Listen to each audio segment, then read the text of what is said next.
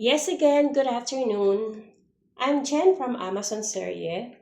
So, for today, pag-usapan natin at ipapakita ko sa inyo kung paano ba ako mag-pack ng orders. Then, share ko din sa inyo about FBA versus FBM. I'll explain it to you. Okay? This is for Amazon also. So, FBA is fulfilled by Amazon. FBM is fulfilled by merchant, which is me. Okay. So, pag nakaka-receive tayo ng notification na may order na tayo, so akala mo ba pag may order na tapos na? Hindi pa.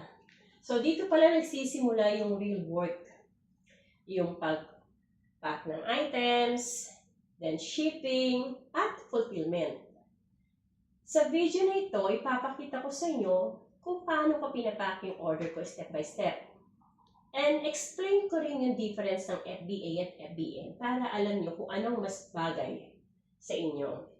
Okay, so ito yung actual order natin. Pakita ko sa inyo. Ang actual order natin is insulated mug. Yan. So nandito na siya sa box because that's mine. So, sa box na to, nandito na yung mug. Meron na siyang bubble wrap. Okay? So, pag may orders ako nare-receive, ang ginagawa ko, dinadouble check ko yung products. Binubuksan ko yung box. Chine-check ko. Okay ba? Wala bang damage? Baka may damage or something na ganyan. Lilinisin ko yung box also. Para at least nung pag na-receive ng customer is well presentable siya. Siyempre, importante din kasi yung first impression ng customer. Kahit, simple lang, dapat maayos. Okay? So, nilalagay ko siya sa pouch for extra protection para mas presentable.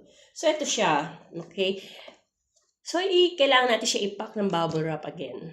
Kahit meron na siyang, bubble wrap inside. Ngayon, kung ayaw mo naman i-bubble wrap kasi nga meron ng bubble wrap sa loob, if you have the cling plastic, actually, wala kasi ako ngayon. Yung long na roll na plastic, pwede mo siyang ibalot ng ganun. Then, ito yung pouch natin. So, Amazon has 3 pouch. Small, medium, and large. So, ito yung large since na yun ang babagay doon. And actually, ito yung medium size. So, I don't have a small. Okay, so, pag may order na ganyan, ito, ipapasok natin dito sa loob. Yan. Okay. Pagpasok sa loob, then kailangan i-sealed. So, kung nakikita niyo yung plastic na yun, tatanggalin yan and then i-sealed. Okay? But, before that also, kailangan mo rin i-print yung label. Kasi yan, i-scanin niya ng driver. Okay? So, I'll give you example. So, ito, nilalagay ito sa yan. May bulsa kasi yung pouch eh. So, yan siya. Okay.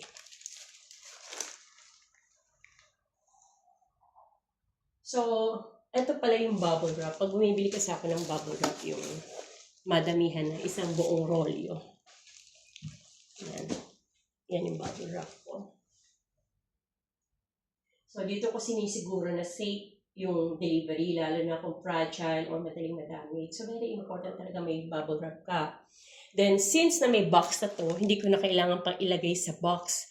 But, kung fragile yung produkto, kailangan bumili ka ng box or kasi dito kasi pag bumibili ako ng box, halimbawa lang ng biglaan, kino-customize ko na lang. Okay, I'll just give you example.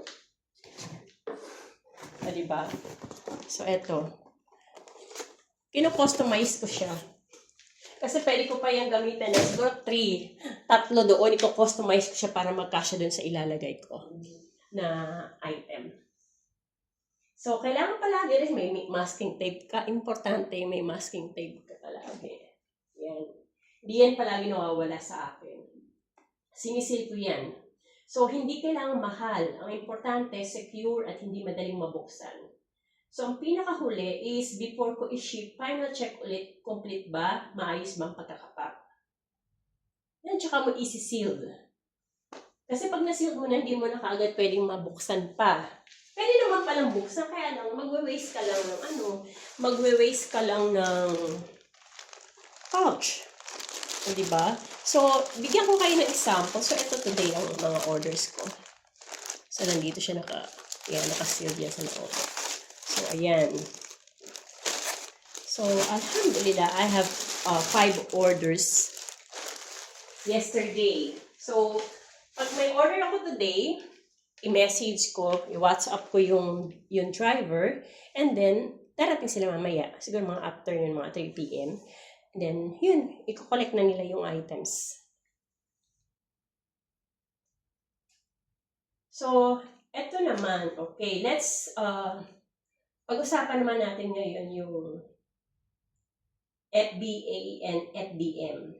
So, like what I said, FBM is fulfilled by merchant. So, merchant is ako. Kayo ang merchant. Okay? So, pag FBM ka, ikaw ang mag-i-store ng mga produkto mo. Ikaw ang magpapak. Ikaw ang mag-fulfilled. I mean, ikaw mag-ship. Siyempre, kailangan mo makapag-coordinate sa driver para makollect yung item, para inform sila na may order. Yan.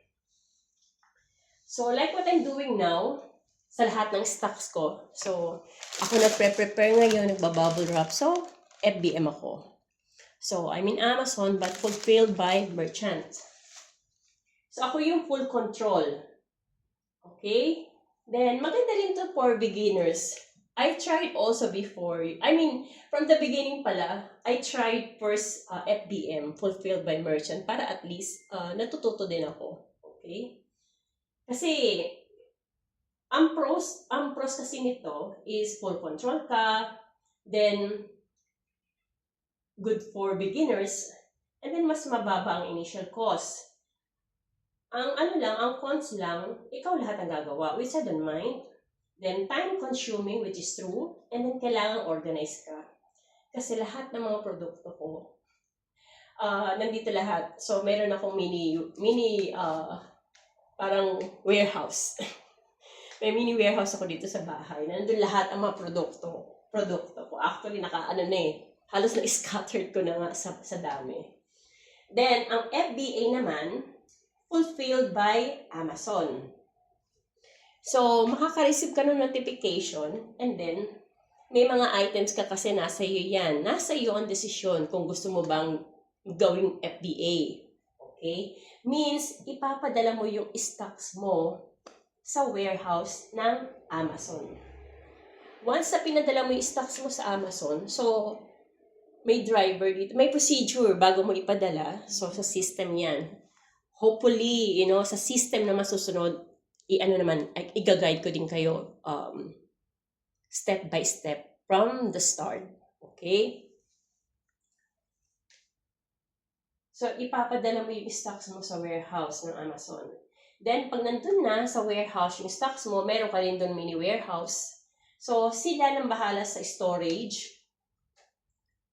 Sila nang bahala sa packing. Merong customer service na gagawa ng mag-packing. And shipping din. Same time sila na rin yung magpapak. Sila yung may mga bubble wrap, lahat. However, lahat yun may bayad. Okay? So, you need to pay them. You need to pay the bubble wrap, the masking tape, the person yung gumagawa, nagpapak ng items mo.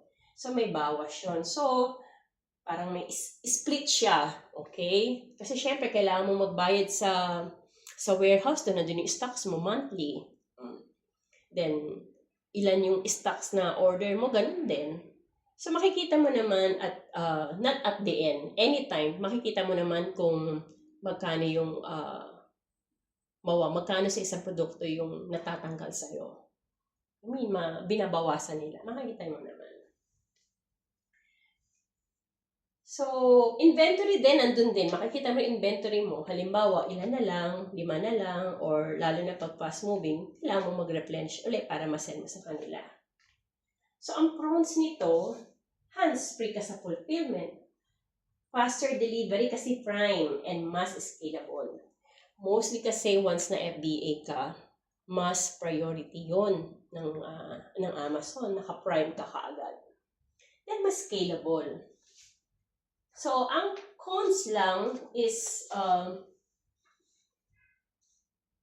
may fees, less control, and then kailangan planado ang inventory. So, real talk tayo. So, ang totoo, walang best or depende yan sa sitwasyon mo. Kasi akong ginawa ko, may stock ako sa bahay, FBA, and then meron din ako stock sa warehouse. FBA, may stock ako sa warehouse ng FBA. So, para flexible. So, both may stocks ako doon, stocks din ako dito. Kasi kaya rin ako may stocks dito, I have also Noon. So, sa Noon also, meron din ako mga items na naka-ano doon. So, once na may order sa akin, kailangan ko. So, meron din ako mga items na wala sa Noon, which is nasa FBA, nasa warehouse. So, yun ang nilalagay ko doon.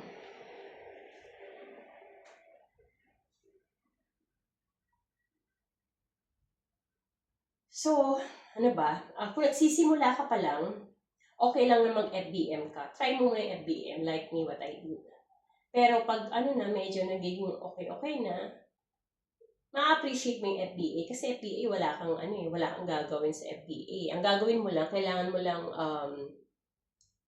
halimbawa, na-receive mo yung product mo sa China or wherever, then after that, kailangan mo lang sa system ng Amazon na, ito, for FBA to, kailangan mo i-upload sa system, i-add mo yung listing mo, and then for FBA. And then after that, mag-reschedule ka for the driver to collect those items going to the warehouse ng Amazon. So, yun siya. So, next video, ituro ko sa inyo kung paano paano mag-ship papuntang warehouse step by step. Hindi ko kasi alam kung should I start na ba from the beginning through system mismo ng Amazon. Gag-guide ko kayo doon one by one. Then, pasensya na rin kayo kasi faceless video to. Hindi pa ako ganun ka-confident humarap sa camera. But hopefully soon. And then, thank you also for listening. Pag may mga question kayo, message lang po kayo sa akin. And then, I will respond po sa mga question and query. Thank you so much. Please, subscribe to my YouTube channel po. Okay, thank you so much. See you. Bye.